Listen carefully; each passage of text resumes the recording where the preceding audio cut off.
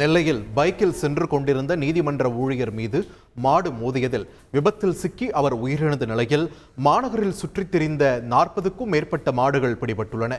நீதிமன்ற ஊழியர் வேலாயுதராஜ் நேற்றைய தினம் வண்ணாரப்பேட்டை பகுதியில் பைக்கில் சென்று கொண்டிருந்த போது சாலையில் சண்டையிட்டுக் கொண்டிருந்த மாடுகள் அவர் மீது பாய்ந்தன. இதில் நிலை தடுமாறி கீழே விழுந்த அவர் மீது பேருந்து ஏறி இறங்கியதில் சம்பவ இடத்திலேயே பரிதாபமாக பலியானார். இச்சம்பவம் தொடர்பாக போலீசார் விசாரணை மேற்கொண்டு வரும் நிலையில் நெல்லை மாநகர பகுதிகளில் உள்ள சாலைகளில் கேட்பாரற்ற நிலையில் சுற்றித் திரியும் மாடுகளை மாநகராட்சி அதிகாரிகள் பிடித்து வருகின்றனர்.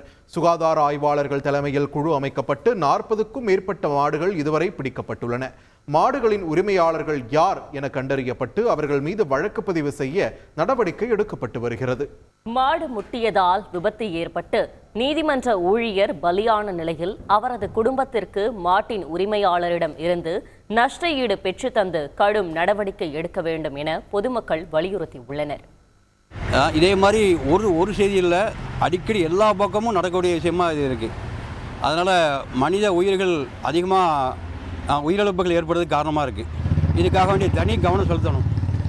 இது ஏதோ அந்த நேரத்தில் செய்தி வந்த உடனே இந்த மாதிரி விபத்து நடந்த உடனே ஒரு வாரத்துக்கு மாடை பிடிக்கிறது, அபராதம் போடுறது, இந்த மாதிரி விஷயங்களில் இருக்குங்க.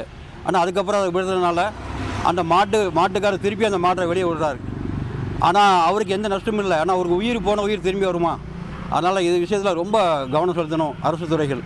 அந்த மாட்டின் உரிமையாளரிடம் இந்த உயிரிழப்பு ஏற்பட்ட குடும்பத்தாருக்கு அந்த மாட்டின் உரிமையாளர்ந்து இழப்பீடு பெற்று அந்த இறந்தவருடைய குடும்பத்துக்கு நஷ்டீடாக அதை வழங்க வேண்டும்.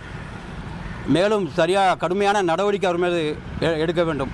அப்படி செய்யாத வரை மாடுகள் சாலைகள் வருவதையும் அதனால் ஏற்படக்கூடிய மனித உயிரிழப்புகளையும் தடுக்க முடியாது.